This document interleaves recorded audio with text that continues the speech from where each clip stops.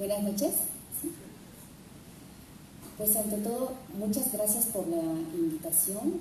Estoy muy contenta, pero más que contenta, estoy muy emocionada de poderles compartir un proyecto que lleva muchos años y aún más porque dos personas que son sumamente importantes para la realización de este proyecto están aquí acompañándome, que es Tamara Berhovsky y Feliz Hubbard, a quien agradezco profundamente su presencia en esta charla.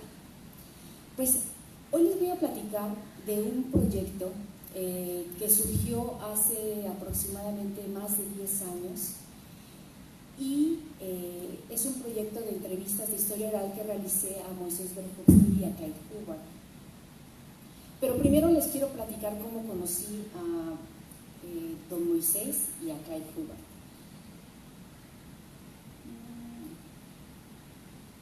Esto va a ser el origen de la investigación. Cuando yo entré al Banco de México, a la oficina de acervo numismático, en realidad yo sabía poco menos de lo que sé ahora. En realidad, me declaro bastante ignorante en algunas cosas. Entonces, cuando yo entré hace muchos años, me acuerdo que el entonces que era mi jefe me llevó y me dijo: Marina, acompáñame porque vamos a autentificar una moneda.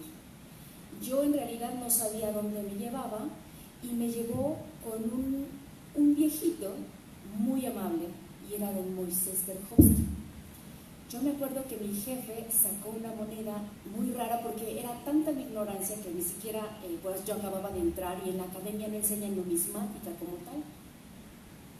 Entonces don Moisés vio la moneda, sacó su lupa en su escritorio de madera que tenía y dijo: caray, esta pieza es auténtica.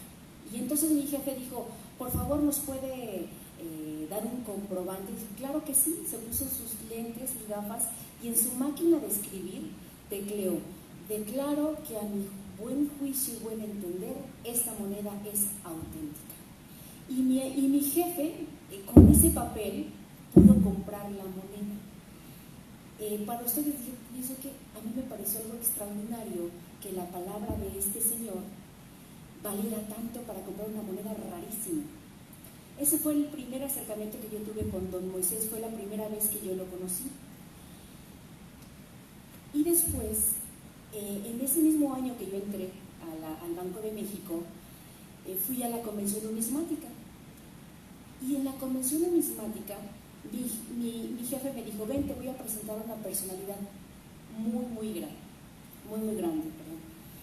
Y me encontré con un hombre muy alto, muy delgado, de unos ojos claros muy profundos, siempre muy sonriente, con un traje negro muy sombrío, y le dijo: Cristóbal, mira lo que acabo de comprar. Y en una bolsa de mandado sacó como 4 piezas rarísimas. Eran monedas de Carlos y Juana de la primera serie, una pieza de presentación. Y dijo: esto es lo que acabo de comprar. Y las traía en su bolsa de mandado. Entonces yo me quedé impactada de estas dos grandes personalidades, y poco a poco, conociéndolos, me fui dando cuenta de que tenían muchas cosas que decir y que a mi punto de vista pues se había explotado muy poco. Este fue el origen de la investigación. Y quise poner esta cita porque es muy cierta, y dice: contemplar fotos es mirar la vida y sus tensiones reales para intentar rescatarlas del tiempo y el movimiento perpetuo, es decir, del olvido. Y son las fotos de Moisés Berhovsky y Clyde Hubbard muy jóvenes. Esta es una foto de la numismática náhuatl, que ya más adelante hablaremos de este local, ubicado en la colonia Roma, y don Clyde en su amada biblioteca. Ahora pasemos a cosas más específicas. El apoyo de la institución. En esta sección me acuerdo mucho, y ustedes ya lo verán, de lo que decía don Moisés en una de las, bueno, no todo fue miel sobre hojuelas, y ustedes lo van a ver más adelante. O sea, la creación de la sociedad tuvo muchas complicaciones y ellos nos los cuentan de una manera muy grata. Y me parece muy interesante poner esto que dijo don Moisés sobre un trabajo que se había hecho. Escuchen ustedes lo que dice. El que trabaja todo el mundo lo denigra, que no sirvió para nada, pero nadie ha hecho desde entonces, acá nadie ha hecho. Un viejo dicho que se usó mucho en mi tiempo, no sé si todavía se usa, que al trabajo de los fracasos muy poco le entran, y más le entran los fracasos que al trabajo. Y sí, siempre que alguien hace algo, luego lo denigran. Qué desgracia, en lugar de alabarlo. Don Moisés decía, al trabajo y a los trancazos muy pocos le entran, ¿sí? Y más le entran a los trancazos que al trabajo. Y aquí quiero hacer un punto muy importante, recalcarlo, porque este trabajo dio luz por fin gracias a una personalidad, un funcionario del Banco de México que logró ver en mi necesidad de recuperar este testimonio, lo vio como algo bueno, como algo benéfico, y que es el doctor Manuel Galán Medina. Yo creo que gracias a su apoyo este trabajo se pudo llevar a cabo, porque nadie creía en él, o sea, me veían como una loca, decir, bueno, pues ¿como para qué? O sea, y yo decía que, bueno, yo no soy de formación historiadora, pero yo decía la importancia de obtener en los testimonios de estas dos grandes personalidades, y gracias a su incondicional y desinteresado apoyo, el proyecto se llevó a cabo. Fue el único, como les decía, que pudo ver que esto podía ser algo bueno para la numismática. Esa corazonada de recuperar esto que puede ser valioso. Ya con esto, con la luz verde de mi funcionario de Banco de México, el paso siguiente era ver cómo íbamos a cómo lo íbamos a trabajar, porque en la academia no solamente se trata de recuperar los testimonios pues así como el cuervo juntando. Me tuve que empapar un poco en la academia y ver cómo era la mejor forma de recuperar sus testimonios. Y resulta que hay una técnica que se llama la historia oral. En la historia oral nos dan una serie de elementos para poder obtener mejor la información de los personajes a entrevistar. Bueno, tuve asesorías, tuve la gran asesoría del Instituto Mora, en este caso de la maestra Graciela de Garay, una experta en historia oral, que me indicaba cómo se debía de llevar a cabo la recuperación de estos testimonios. Y les quiero leer un poco qué dice sobre la historia oral, que es recuperar la memoria y la experiencia. Finalmente todos nosotros lo hacemos de alguna forma, sobre todo la gente mayor, nosotros mismos recuperamos lo que consideramos que ha sido bueno recuperar y olvidamos o desechamos cosas que ya no consideramos valiosas. Es labor del investigador obtener esta información y darle un sentido. O sea, no se trata de una entrevista nada más casual y espontánea. La historia oral es una entrevista artificial donde el entrevistador o el investigador va persiguiendo un objetivo muy particular. Y en este caso, pues yo tenía objetivos muy claros, que era saber, bueno, sé cómo se funda la Sociedad Numismática de México, pero ¿cuáles fueron los antecedentes? Creo que de esto nadie había hablado, desde mi punto de vista, o yo no conocía a alguien que hubiera hablado de cuáles fueron los antecedentes de la creación de la Sociedad Numismática en México. Y entonces había que investigar sobre qué se había escrito sobre el tema. Y aquí Clyde Hubbard nos dice algo muy importante. Hay un muchacho que escribió Historia de la Sociedad. He tenido la tentación de hacer la verdadera historia. Efectivamente, dice, se escribió el libro y se refería al libro del ángel Mubarak que todos conocemos. Pero cuando yo entrevisté a Don Klein, me dio risa me dio curiosidad que él dijera, pero he tenido la tentación de hacer la verdadera historia de la sociedad. Con el transcurso de las entrevistas me di cuenta de a qué se referían. Revisé el libro del Ángel Mubarak y efectivamente solo trata muy someramente de lo que a mí me interesaba recuperar, que eran los antecedentes de la Sociedad Numismática de México.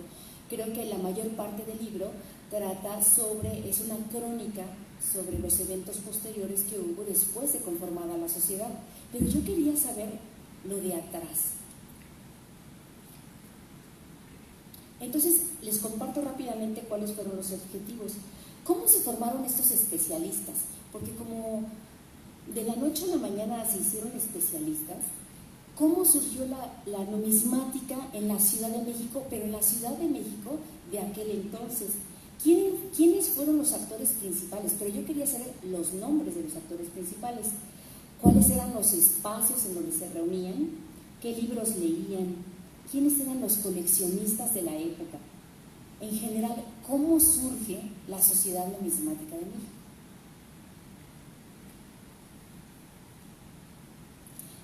A raíz de las entrevistas empecé a dar, y de las hipótesis planteadas, empecé a dar respuesta a mis preguntas.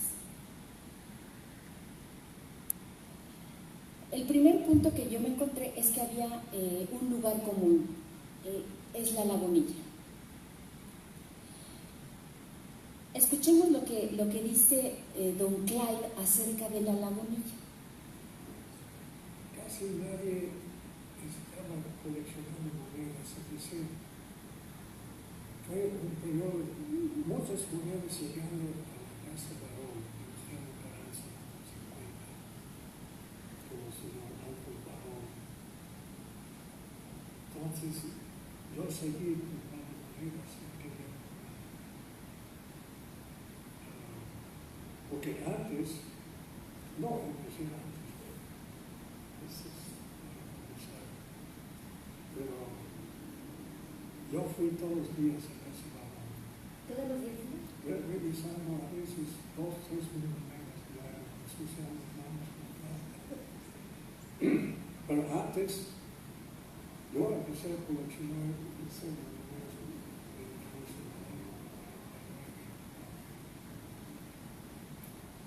porque un vicepresidente de la orden, me dijo, mi hija está coleccionando monedas, cómprame algunas monedas de México. Entonces compré algo para mí, algo para mí. Y así empecé a ir a la lagunilla los domingos, porque viví 25 años en y las primeras monedas que compré fueron falsas, pero hechas por un señor Lemus, muy crudas, fundidas, y después el canto tenía hizo imitación de dibujo del canto nada más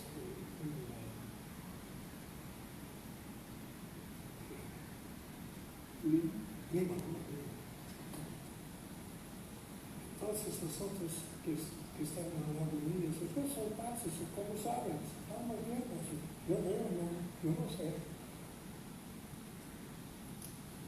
Cuando Klein dice, esas monedas son falsas, y él dice que le dijeron los que estaban ahí, los comerciantes, y él dice, ¿pero cómo saben?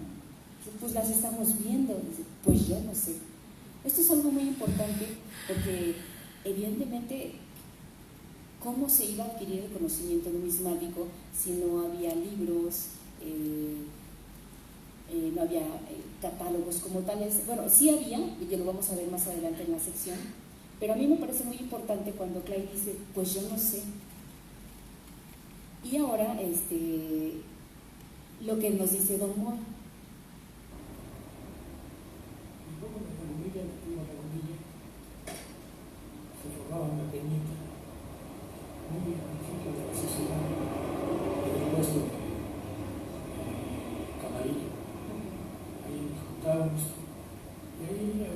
hablábamos, intercambiábamos pues una que otra mentirita y Don Moisés me contaba que en la antigua Lagunilla dice que después de la revolución no había no había coleccionistas. Todos se habían ido o habían desaparecido, y decía, es que daba tristeza ver lo que estaba tirado en el suelo, que se vendía pues como baratijas. Dice, eran maravillas, igual si había cosas muy finas que se vendían por montón en la Lagunilla, estamos hablando por ahí de los 40, y entonces decía que pues la gente ni siquiera sabía.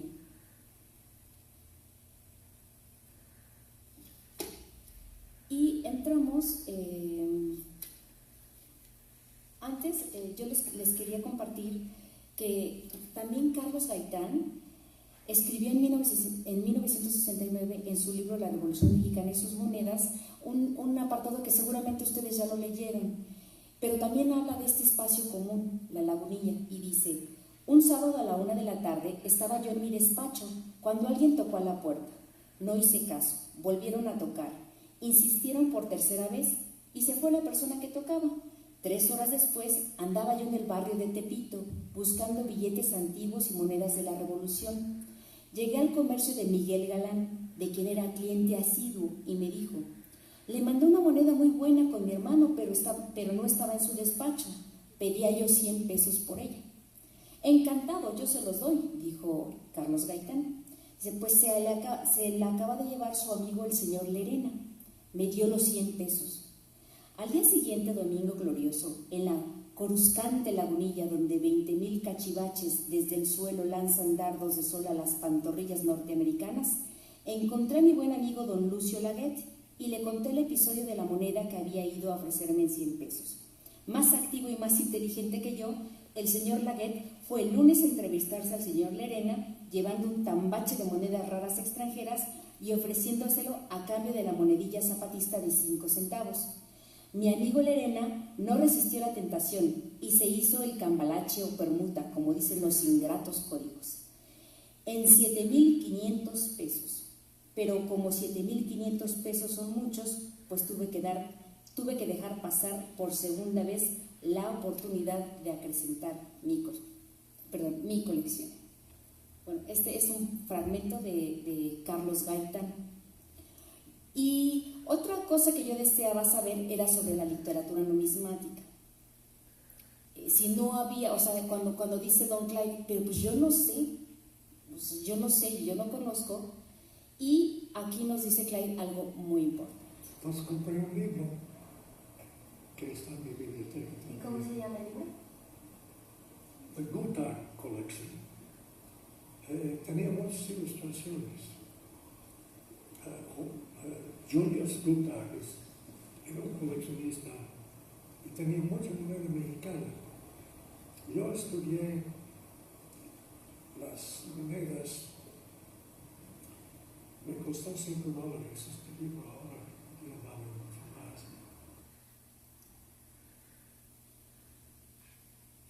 Y en el caso de Don Moy, nos dice... Este fue el primer folleto que yo tuve. ¿Sí? Sí. Este importó Carlito Rivera Maldonado, importó pues un tamacho de estos, no sé, tan fácil, y yo fui uno de los que compraron aquello. Y por ejemplo tiene cosa, pues esto era muy panorámico, muy escueto. Por ejemplo están todos los columnarios con valor creo que de $3,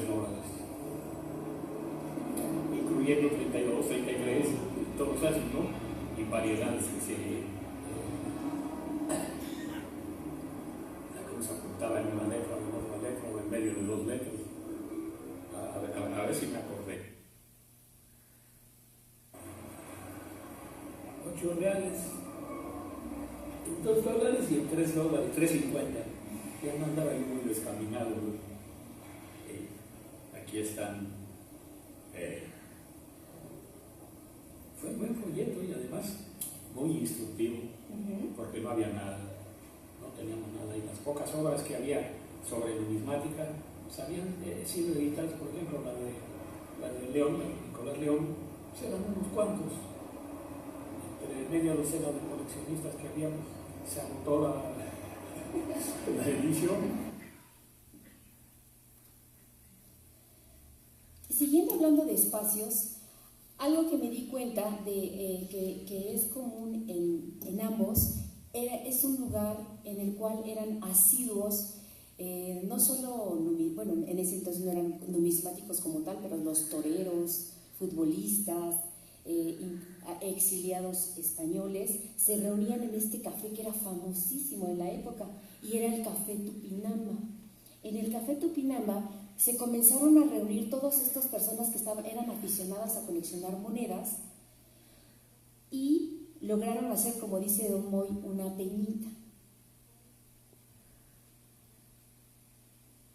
Sí, allá nos reuníamos, pues digamos todos los coyotes, todos los vendedores, ahí nos reuníamos, pero no los cambistas, esos se quedan allá en Isabel la Católica y en el Liceo Carranza, pero ahí caíamos, pues Ricardo Camarillo, los Ferraes, que no han dejado de ser pillos,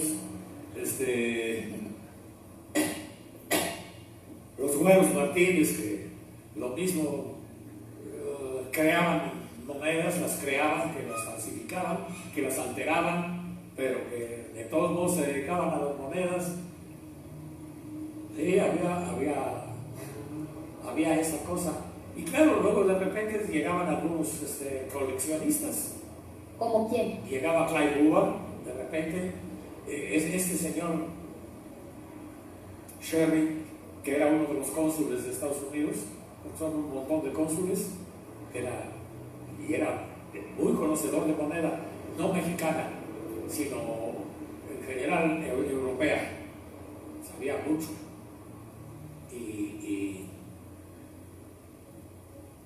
Y llegaba gente ahí al café, algunos llegaban de Guatemala,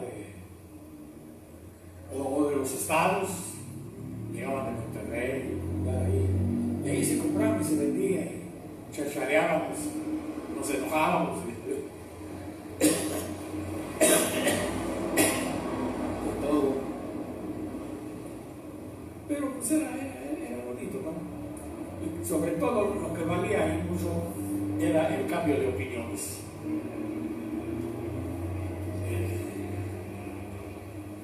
Bueno, ¿tú qué? No, pues mira, traje esto porque yo no sé, a ver qué es esto.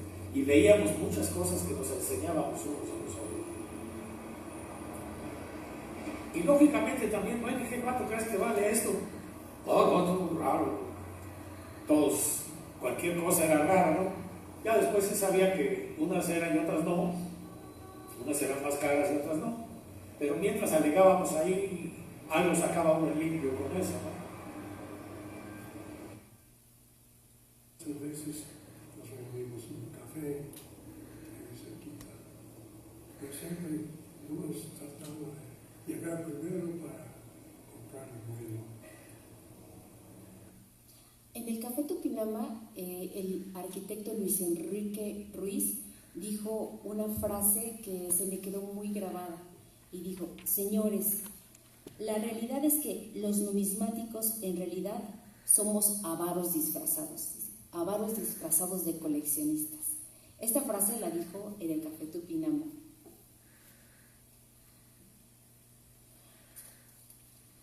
Respecto a los personajes, también encontré que había personajes comunes y unos de ellos eran los cambistas, aunque se mencionan esporádicamente en alguna literatura, como que no se ahonda sobre el tema. Y entonces les pregunté a ellos, pues, ¿quiénes eran los cambistas o qué eran? Entonces conocí a Don Ángel Barón, conocí pues a todos los que de ahí, a Benamar, el Perro Hernández, le decían, otro era el cura,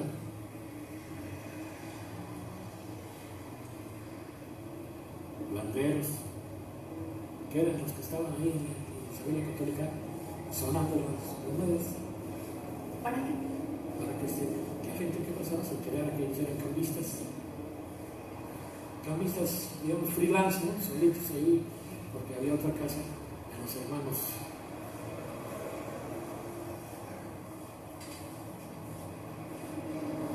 Creo que todavía existe esa casa. Ahí estaba la casa de Iglesias también.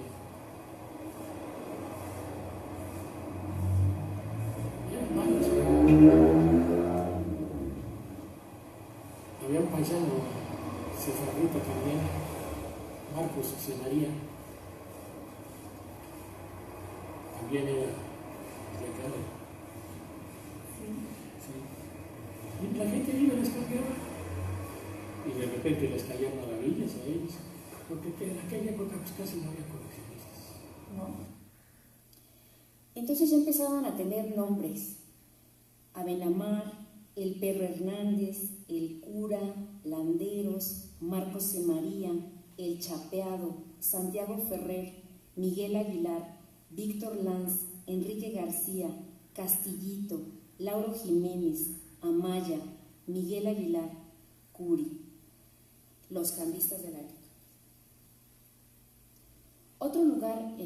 Otra persona común en esta investigación es don Ángel Barón. Yo no sabía la importancia de este personaje.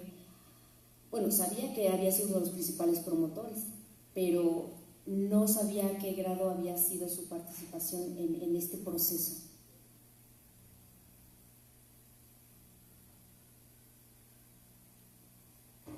El secreto del comercio está en la compra, nunca está en la venta. Porque si tú compras bien, puedes vender bien. Si compras mal, no puedes vender. Una experiencia de 60 años que tenía él, don Ángel Barón. Excelente individuo, de lo mejor que he conocido en mi vida. La firma de don Ángel era mejor que la de cualquier diputado, cualquier senador, y no sé si hasta el presidente de la República. De verdad, hable usted con la gente vieja que lo conoció. Le faltaba el brazo derecho. Lo perdió en la revolución. Pero era un hombre muy especial, muy especial.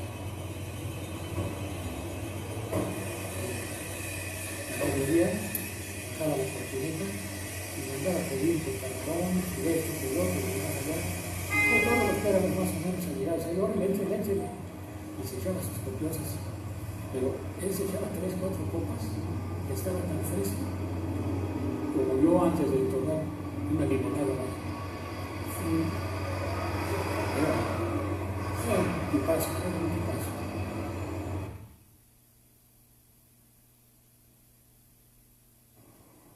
El señor Barón tenía varios corredores, estaban en las calles con las monedas así. ¿Cambistas? Sí, pero la casa de cambio, ellos compraron la gente en las calles y llevaron a casa Barón. El señor Barón al mediodía tenía bebidas alcohólicas al mediodía y fruta. Pues yo comí un plátano, pero no bebidas. Y Abenamar Brindis fue uno de los principales. Y a veces el año y medio que no trabajando, me hablaba diario, tenemos esto y esto y esto. A veces por teléfono, es mía. Pero fui a veces en la mañana y otra vez en la tarde a comprar monedas. Nadie estaba comprando en esta época. Entonces, entraba mucha moneda. Y cuando estaba trabajando todavía con Ara, a veces me pagaban cada quincena, a veces que estaba todo lo que tenía para la quincena, me dio crédito para la otra. ¿Para comprar monedas? Para comprar monedas. Pero mucha moneda pasaba por sus manos. Fue el principal. Y en otra entrevista con don Moisés, él me dijo: a don Ángel Barón, que en paz descanse, le llegaban todas las monedas, pero le llegaban cantidades tremendas de monedas y le llegaban las buenas monedas. También, por ejemplo, con la moneda de 1 peso del año 49 había un gran problema. Cualquier comprador iba a la Lagunilla, compraba una falsa en 200 pesos y la gente, el coleccionista, parece mentira, pero no todos eran muy honestos, porque compraban otra moneda original con Don Ángel y regresaban al día siguiente con la falsa que habían comprado en la Lagunilla. Oiga, resultó falsa. Y Don Ángel Barón le devolvía su dinero. Era de un honrado, hasta se sobrepasaba, ¿no? Y entonces eso había que vendérselo a los gringos, que no tienen esa maña, porque sabían lo que estaban comprando. Y aquí todos hacían los inocentes, que no sabían nada. Don Ángel confiaba en la buena fe del comprador.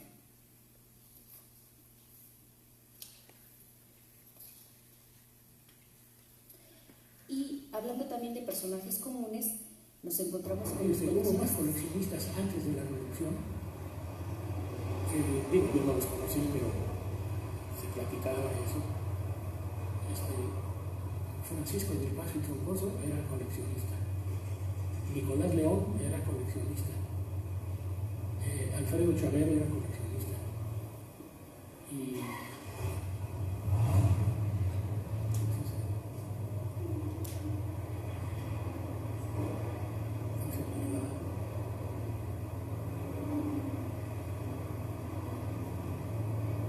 era general.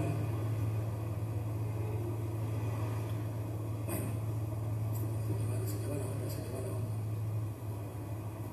A veces me acuerdo al rato. Y cuando vino la revolución eso se acabó.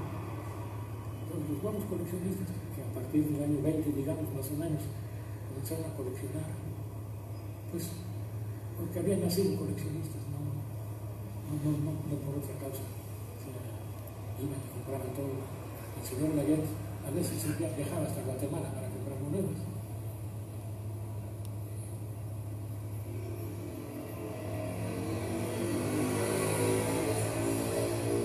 Él decía que tenía más de 300 años de colección, porque había comprado colecciones, unas que tenían 20 años, otras 30, otras 50, y compró el general Genoveva Rivas Guillén. Entonces ya empezaban también a tener nombre los coleccionistas.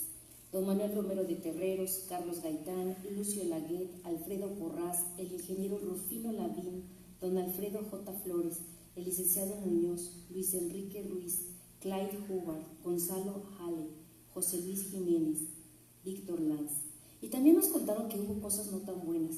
Por ejemplo, nos contaban pues cómo él les llamaba los coyotes y cómo habían comprado la colección Kosowski.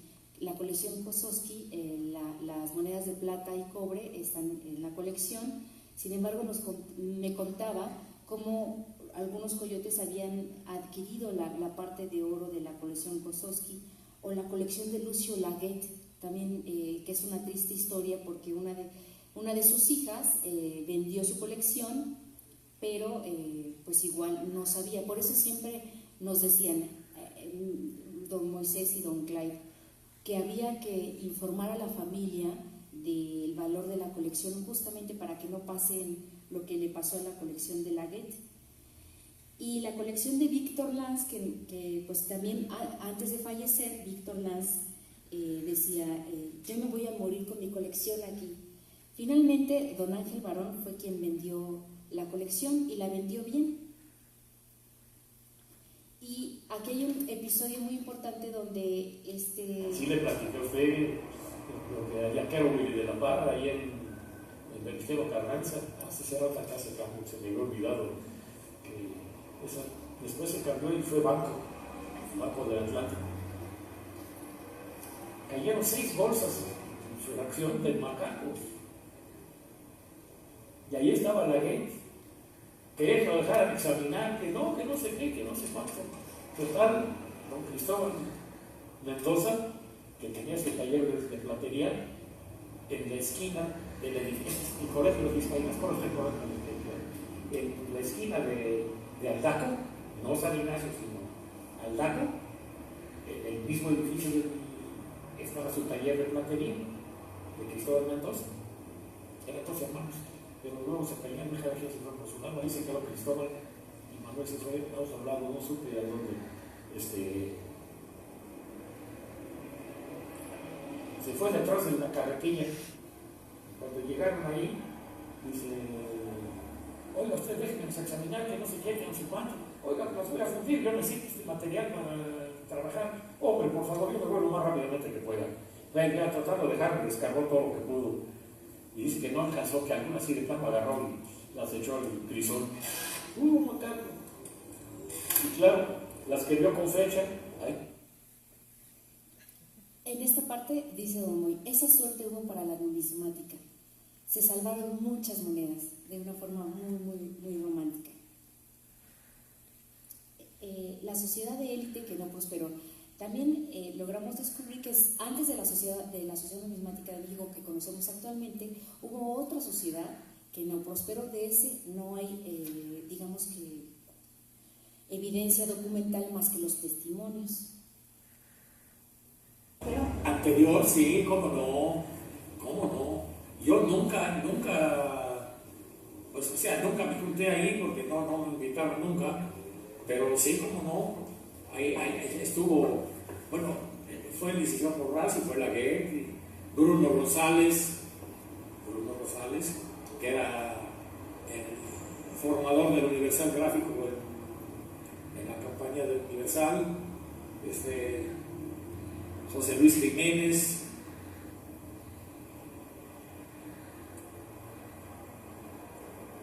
pues eran los que me referí yo, que había algunos ahí que se conocían, pero hubo una, 2 o 3 sesiones. ¿Cómo se llamaba este hombre que luego se fue ahí a San Luis Potosí ya? Ahora sí que fue a morir, ¿no? Arpi, don Eduardo Arpi, también de aquella gente.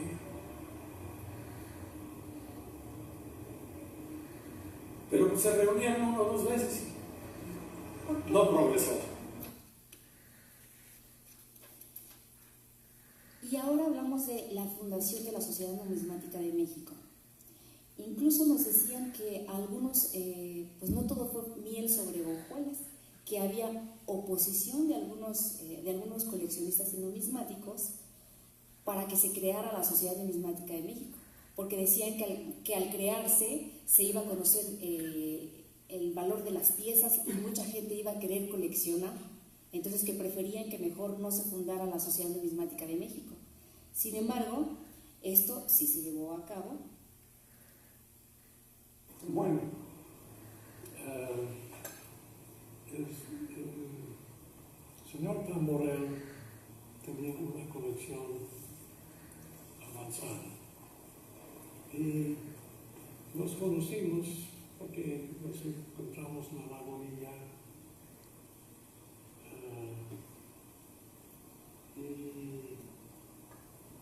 la idea fue de él, señor Tamborel. Entonces, a veces nos juntamos en un lugar, en otro lugar, que vivíamos en muchísimos lugares. Y él no estaba muy organizado en su forma de trabajar, pero yo no comento sobre eso. Únicamente lo positivo. Lo positivo que hizo él.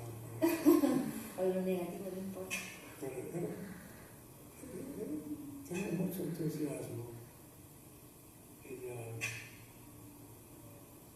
vendió su colección. Tenía piezas muy buenas. Yo compré algunas.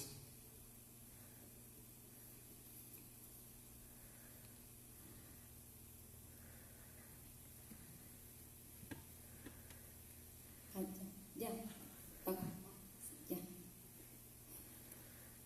Gracias.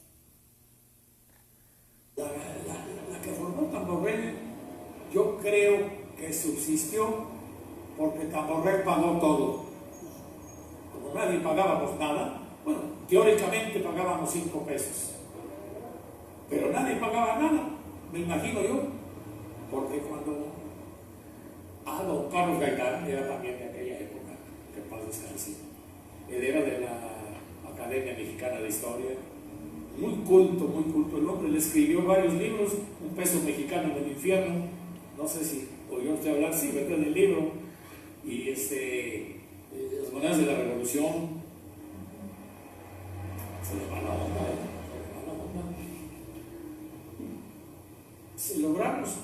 se logró juntar con Borrell, no sé si 27 o 28, que fuimos los socios fundadores. Pero cuando Borrell planteó la cuestión, diciendo que en lugar de los 5 pesos, que fueran 10 pesos, hubo quien protestó y hubo quien se salió.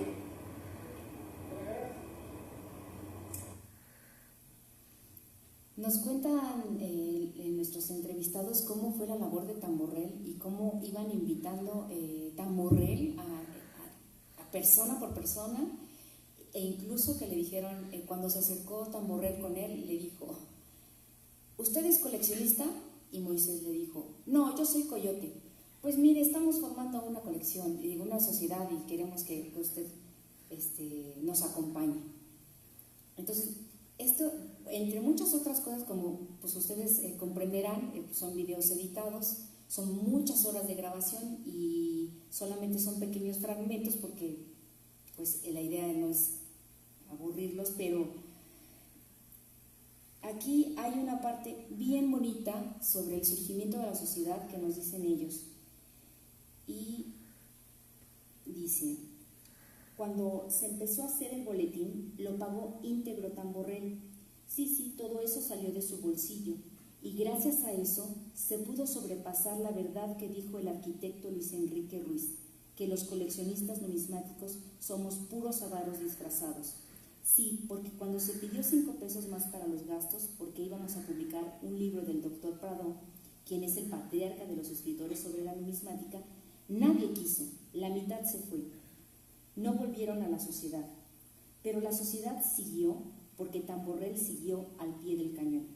Después de muchos años, él dijo: yo ya no puedo, y no tanto por los gastos, sino porque tenía mucho trabajo, y se fue.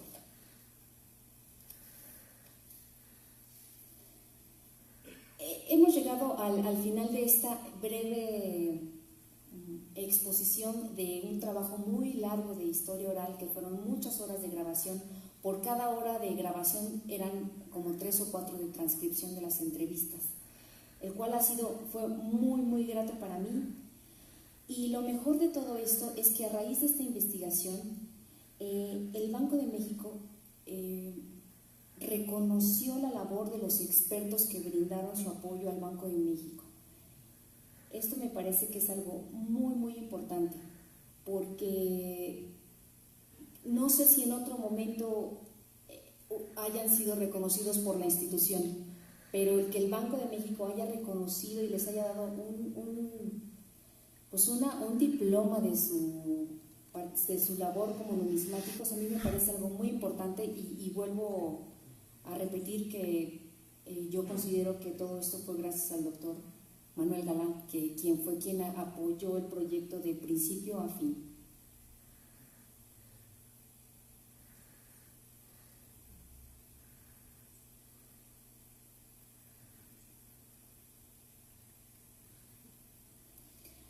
Y a manera de conclusión y para cerrar, sé que esta plática quizás no es tan numismática como quizás algunos hubieran esperado, pero mi idea era transmitirles que todavía se pueden hacer muchas cosas con este material. Igual y se podía hacer un documental, recuperar otros testimonios que yo no pude recuperar, pero que a lo mejor ustedes conocen, que alguien puede aportar más nombres, más espacios. Sobre todo hacerle conocer a la gente joven que se está incorporando a la sociedad, y que este material se conozca y se divulgue de cómo surgió la Sociedad Numismática de México. A mí me parece algo muy valioso. Es un proyecto que no está acabado, y es la invitación a todos los socios, y no solo socios, también a otras instituciones. Por ejemplo, no sé, se me ocurre, aquí está Dani La Casa Apartado, ¿verdad? ¿Qué se puede hacer con la historia oral? ¿A quién podemos entrevistar? qué testimonios podemos recuperar que sean valiosos y sobre todo para que no se pierdan en el olvido. Aquí les presento unas fotos que me hizo favor Tamara de prestarme.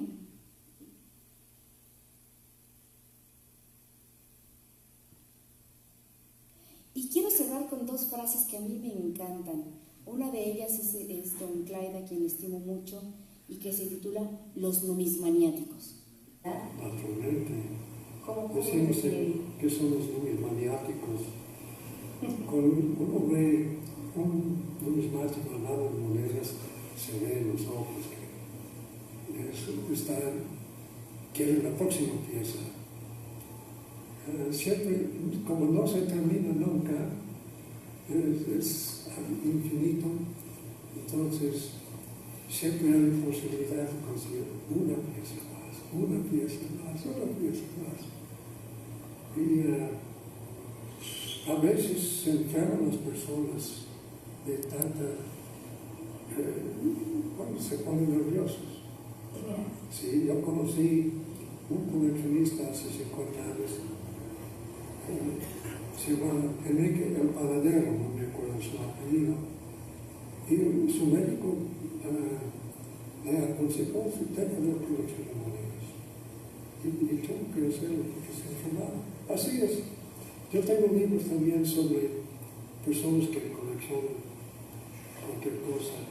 Esa es una mentalidad muy especial.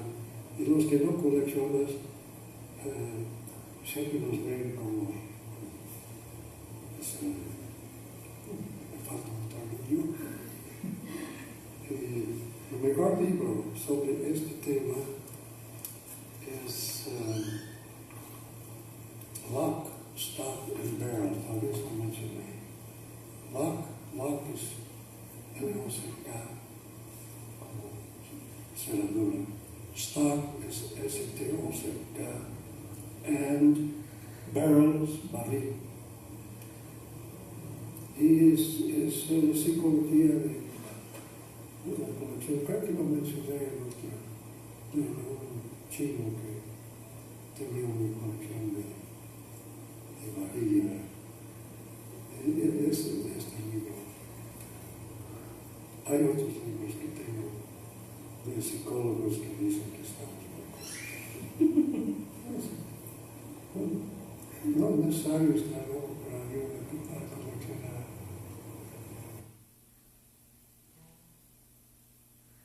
Y finalmente, Cuando estamos haciendo las cosas por obligación, puede ir bien, puede no ir bien. Pero cuando además lo estamos haciendo con entusiasmo, con gusto, con placer, tiene que ir bien a fuerza, porque a mí no me importaba la cantidad de horas de trabajo, ni cuenta me daba yo. Tenía que ir temprano, iba temprano, iba tarde. Tenía que ver a una persona en San Ángel, iba en San Ángel, y si no, por donde fuera, yo iba.